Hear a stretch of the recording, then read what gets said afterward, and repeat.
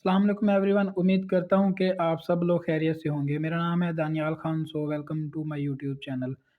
आज जो है ना AFNS 2024 का एक और आपसे रिकमेंडेड एक्सपीरियंस मैं शेयर करूँगा। ठीक है, इसमें आप लोगों के साथ उस कैंडिडेट का एक्सपीरियंस मैं शेयर करूँगा जो मेरे ग्रुप की मेंबर नहीं है, लेकिन कराची उनका सेंटर है और उन्होंने एक्सपीरियंस शेयर किया। ठीक है, आप तमाम लोगों से भी यही जो है ना दरख्वास्त है कि जो भी कैंडिडेट AFNS का इंटरव्यू देकर आएँ, आया कि उनका रिज़ल्ट पास है या फ़ेल है, वो रिकमेंड हुई हैं या नॉट रिकमेंड हुई हैं, तो अपना एक्सपीरियंस लाज़मी शेयर करें ताकि जो कुछ सवालात ऐसे हैं जो कैंडिडेट मतलब वो रिपीट हो जाते हैं, बार-बार कैंडिडेट से वो पूछ लिए जाते हैं या फिर उन टॉपिक से कैंडिडेट वो सवालात तैयार कर लेता है, जो आपसे पूछे जाते हैं, ठीक है?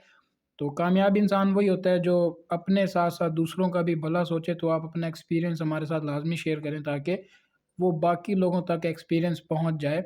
ये जो कैंडिडेट है इन्होंने अपना एक्सपीरियंस शेयर किया है और ये मेरे ग्रुप की मेंबर नहीं है। इन्होंने जो है ना वॉइस नहीं की, लिख के मैसेज किया है कि जो इनका एक्सपीरियंस रहा है, इनके साथ क्या-क्या हुआ है, क्या-क्या सवाल किए गए हैं। तो वो आपको मैं मैसेज भी दिखा देता हूँ और आपसे वो सवालात भी शेयर करता हूँ जो इन्होंने मेरे साथ शेयर किए। यहाँ पे आप लोग देख सकते हैं कि AFNS का ये जो ग्रुप है, इसमें मैंने ये शेयर किया है, फॉरवर्ड किया है, यहाँ पे आपको नज़र भी आ रहा है ऊपर। तो इनका जो एक्सपीरियंस है ये रिकमेंड हुई हैं और कराची से रिकमेंड हुई हैं। आप लोगों के साथ ये जो है ना स्क्रीन पे आप लोगों को नज़र भी आ रहा है। इन्होंने कहा कि हमारा जो इंटरव्यू है हमें सुबह के टाइम बुलाया था और इनका इंटरव्यू स्टार्ट हुआ 3:45 पे। आप लोग जो पूरा यानी कि ये जो टेक्स्ट है वो आप रीड कर सकते हैं। मैं आपको जस्ट काम की बातें बताऊँगा जो मैंने आप लोगों के साथ शेयर करनी है। ठीक है, अच्छा, तो इन्होंने कहा कि इंटरव्यू जो है ना वो जब इंटरव्यू देने के लिए जिस रूम में गई तो वहाँ पे 7 लोग थे, यानी कि एक पूरा पैनल होता है जैसा कि मैंने आपको बताया था कि ग्रुप में भी बताया था कि जो पैनल होता है आपका वो इंटरव्यू लेगा, ठीक है? उसमें लेडीज़ भी होती हैं और जेंट्स भी होते हैं, तो दोनों जो है ना वो मिला के आपका जो ऑफ़िसर्स होते हैं वो इंटरव्यू लेते हैं। सबसे पहले जो है ना आपसे वो फॉर्म फिल कराते हैं जिसको बायोडाटा फॉर्म भी कहते हैं इंटरव्यू से पहले, देन आप वो फॉर्म इसको क्या कहते हैं उनको दे देते हैं और फिर वो फॉर्म आगे ऑफिसर के पास चले जाते हैं, फिर वो तरतीब के साथ जो है ना आप लोगों से इंटरव्यू लेते हैं, ठीक है? यहाँ पे इन्होंने कहा कि जो है ना इनके साथ जब ये रूम में गए इन्होंने सलाम किया और उसके बाद ये बाकी टेक्स्ट आप पढ़ सकते हैं। 3 जो है ना वो मैडम थी और 4 सर थे, यानी कि 3 जो थी वो फीमेल ऑफ़िसर थी और जो 4 थे वो मेल ऑफ़िसर थे, जो कि आपकी इनमें से एक बंदा ऐसा होगा जो आपकी पर्सनैलिटी को ही जज करेगा। पूरे इंटरव्यू में वो आपसे कोई सवाल नहीं करेगा, वो खामोश ही बैठा रहेगा, जस्ट वो आपकी पर्सनैलिटी को चेक करेगा, ठीक है? अच्छा, इनका जो है ना इंट्रोडक्शन सबसे पहले जो मेन बात ये है कि आपका इंट्रोडक्शन बहुत अच्छा होना चाहिए, ठीक है ना? इन्होंने कहा है कि इंट्रोडक्शन में इन्होंने कोई हॉबी, कोई गोल्स, कोई इंटरेस्ट वगैरह ऐसा कुछ भी नहीं बताया, ठीक है? जैसा कि मैंने आप लोगों को भी बताया था कि ये चीज़ें आप ना बताएँ, अगर उन्होंने पूछनी होंगी वो खुद आप लोगों से पूछ लेंगे। फिर नेक्स्ट क्या है कि इनका इंट्रोडक्शन एक तो बहुत अच्छा था।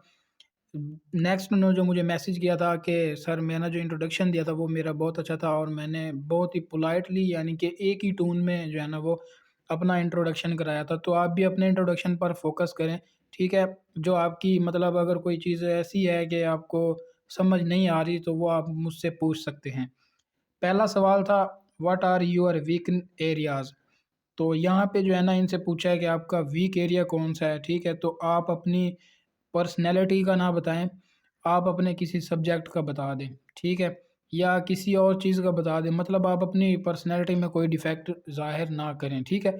कोई भी आप अपने पर्सनैलिटी में ख़ामी शो नहीं करनी। अच्छा, उसके बाद इनसे दूसरा सवाल किया what are your hobbies nowadays? तो आपकी अभी हॉबी क्या है वो बताएँ। जो भी आपकी हॉबी है, ठीक है, उसके बारे में आपके पास जो है ना इनफ नॉलेज होना चाहिए बहुत ज़्यादा। यानी कि आपसे उस हॉबी के रिलेटेड कोई भी सवाल किया जाए तो आप उसको डिफेंड कर सकें, ठीक है। Why should we recommend you? तो अभी से पूछा है कि भैया आपको क्यों रिकमेंड करेंगे, तो आप अपने मुताबिक इसको आंसर दे सकते हैं। आप काबिल हैं, आप ज़हीन हैं, आपने सारे टेस्ट पास किए हैं, तो आप जो है ना वो मेरिट पर आ रहे हैं तो आप सिलेक्ट हो ही जाएँगे। आप इसको अपने मुताबिक जवाब दें। देन उन्होंने कहा कि आप में एकेडमिक में यानी कि आपके जो सब्जेक्ट हैं बायो, केमिस्ट्री, फिज़िक्स, इनमें से आपको क्या पसंद है? यानी कि आपका फ़ेवरेट सब्जेक्ट कौन-सा है? सिंपल सी बात ये है। तो इन्होंने कहा है कि जी मेरा फ़ेवरेट सब्जेक्ट है बायो। फिर उन्होंने पूछा अच्छा बायो में आपको क्या पसंद है? ऐसा क्यों? मतलब काउंटर क्वेश्चन किया है कि आपको बायो में क्या चीज़ पसंद है जिसकी वज़ह से आपका बायो जो है ना वो फ़ेवरेट सब्जेक्ट है? तो उन्होंने कहा है कि सर मुझे जो है ना हार्ट पसंद है और इसका जो इंसान का डाइजेस्टिव सिस्टम होता है वो। तो इस वज़ह से इनका फ़ेवरेट सब्जेक्ट हो गया बायो। तो आपने भी मतलब अपने मुताबिक ही ये आपसे आइडिया लेते जाएँ कि सवाल मतलब आपसे किस तरह के पूछ सकते हैं। तो अब उन्होंने सवाल करना स्टार्ट कर दिया जैसा कि मैंने आप सब लोगों से बताया था कि आप उनको बताएँ या ना बताएँ तो बायो के सवाल उन्होंने आप लोगों से लाज़मी ही करने हैं। तो अब यहाँ पे उनसे सवाल किया है बायो से what is digestive system? Digestive system होता क्या है? How digestion occurs in our body? ये पूछा है parts of small intestine and function. उसके बाद उनका जो 4th सवाल था बायो से वो था parts of large intestine and function, how digestion occurs in stomach. अच्छा छठा सवाल है in which from food comes from mouth to stomach and how. अब वो पूछ रहे हैं कि कहाँ से जो है ना वो खुराक माउथ से होकर स्टमक तक जाती है और कैसे जाती है, मतलब उसका प्रोसेस क्या है कि खुराक मुंह में जाती है फिर आपके वो स्टमक में चली जाती है, इस सारा प्रोसेस ये कैसे होता है वो बताएं।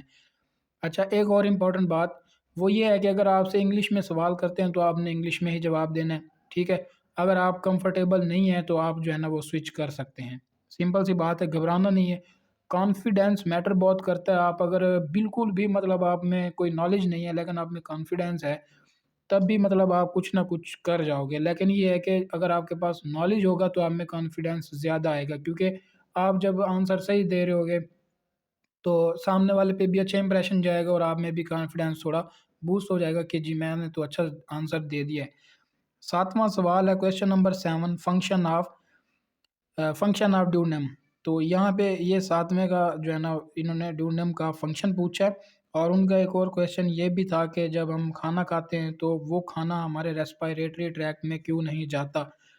ये इन्होंने सवाल किया था कि हमारा खाना स्टमक में ही क्यों जाता है रेस्पिरेटरी ट्रैक्ट में जाने की बजाय? वहाँ पे क्यों नहीं जाता? तो ये आंसर भी आप लोगों ने अपना तैयार करना और एक और क्वेश्चन ये भी था कि जब हम उल्टे हो जाते हैं यानी कि हमारा जो माउथ है या सर है वो नीचे की तरफ होता है, झुक जाते हैं और जो हमारी लेग्स वगैरह हैं वो ऊपर की तरफ हो जाती हैं, तो खाना वो कहते हैं कि मुँह से बाहर क्यों नहीं आता, पेट में ही क्यों जाता है अगर हम उस वक़्त भी कुछ खा लें, तो ऐसा क्यों होता है? इसका आंसर भी आप लोगों ने तैयार करना है। आपसे भी हो सकता है पूछ लें किसी कैंडिडेट से। सवाल नंबर 10 है, सवाल number question number 10, how many enzymes present in stomach? उनके नेम बताएँ एंड फंक्शन आल्सो, और उनके फंक्शन भी बताएँ। ठीक है? ये था जी इनका इंटरव्यू जो कि ये रिकमेंड भी हुई है। अच्छा, यहाँ पे मैं आप लोगों के साथ एक और इन्फॉर्मेशन शेयर करने जो चाह रहा था वो ये थी कि इन्होंने बताया है कि ये 30 जो है ना फीमेल्स एफएनएस की गई हुई थी इंटरव्यू के लिए और वो कहता है कि ऑलमोस्ट सभी सिलेक्ट हो गई हैं, इनका ये कहना है, ठीक है? अब इनको जो है ना वो लेटर भी मिल गया है सीएमएच के लिए। नेक्स्ट जो इनका स्टेप है उसके लिए इनको लेटर भी मिल गए हैं और ये कैंडिडेट जो है ना वो रिकमेंडेड कैंडिडेट है। आप सब लोग भी जो इंटरव्यू देकर आते हैं तो या इंटरव्यू उनके अभी नहीं हुए, तो जो ये मैंने आप लोगों के साथ सवालात शेयर किए हैं आप उन टॉपिक के रिलेटेड और ये सवालात भी लाज़मी तैयार करें और जिन टॉपिक से ये सवालात लिए गए हैं उन टॉपिक के बारे में भी आप लोग जो है ना जितने भी सवालात बन सकते हैं पॉसिबल जो क्वेश्चंस हैं वो आप तैयार कर लें ताकि जब आपका इंटरव्यू अगर उनसे सवालात किए जाएँ तो वो आपको आते हों, ठीक है? बायो के सवालात लाज़मी तैयार करें, बायो की प्रिपरेशन आप अच्छी करके जाएँ क्योंकि आपका जो मोस्टली इंटरव्यू है आपसे सवालात किए जाएँगे वो बायो के रिलेटेड ही किए जाएँगे क्योंकि आप बायो के स्टूडेंट हैं और आप जा रहे हैं एएफएनएस जॉइन करने, तो आपसे बायो के सवालात ज़्यादा किए जाएँगे। ये बात आप याद रखें, आपका इंट्रोडक्शन अच्छा होना चाहिए, आप में कॉन्फिडेंस होना चाहिए, लूज़ कॉन्फिडेंस ना हो, ठीक है? आपका कॉन्फिडेंस अच्छा होना चाहिए, अगर आपको कोई सवाल नहीं आता, तो मतलब ये है कि आप उनसे आँखें ना चुराएँ, उनको आप नि इधर-उधर ना देखने लग जाएँ, तो सिंपली आप कह दें कि सर सॉरी मैं भूल गया हूँ या सर सॉरी मेरे नॉलेज में नहीं है या मैं मुझे नहीं आता, कुछ भी आप कह दें मतलब ये है कि आपने बस नहीं आता तो ठीक है, नहीं आता कॉन्फिडेंसली आप उसको जवाब दे दें, ठीक है? अगर आप मतलब ये है कि नज़रें चुराते हैं, इधर-उधर देखते हैं, आप कभी छत पे, कभी ज़मीन पे, कभी पाँव पे, कभी उधर, कभी उधर, तो ये बैड इंप्रेशन है। वो ये समझते हैं कि इसको कुछ आता-जाता ही नहीं है और इसमें कॉन्फिडेंस ही नहीं है। तो बाद में जब ये एएफएनएस जॉइन कर लेंगे तो अगर किसी ने इससे कुछ कह दिया, कोई बात कर ली तो तब भी इन्होंने कोई जवाब नहीं देना और ऐसे मुँह लटका के इधर-उधर इन्होंने देखना ही है। तो इसलिए कॉन्फिडेंस बहुत ज़्यादा मैटर करता है। अगर आप में कॉन्फिडेंस नहीं है तो आपके घर में मिरर होगा, उसके सामने आप खुद बोलने की प्रैक्टिस करें, आप में कॉन्फिडेंस बूस्ट हो जाएगा।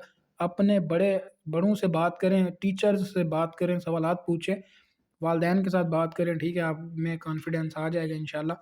तो अब मिलते हैं अगली वीडियो में, तब तक अल्लाह हाफ़िज़। और जो कैंडिडेट अपना इंटरव्यू देकर आए, तो वो अपना एक्सपीरियंस लाज़मी शेयर करे और वॉइस में शेयर करे, ताकि जो बाकी कैंडिडेट हैं, उन लोगों तक भी एक्सपीरियंस वो चला जाए। तो उम्मीद करता हूँ कि आप लोगों को ये वीडियो अच्छी लगी होती हो। लाइक कीजिएगा चैनल को और सब्सक्राइब भी कर दीजिए। उम्मीद करता हूँ कि आपको ये वीडियो अच्छी लगी होगी और जाते-जाते चैनल को सब्सक्राइब कर दीजिए, वीडियो को लाइक भी कर दीजिएगा ताकि मज़ीद जो मैं इन्फॉर्मेटिव वीडियो शेयर करूँ, वो आप लोगों को मिलती रहें। तो मुझे दीजिए इजाज़त, तब तक अल्लाह हाफ़िज़।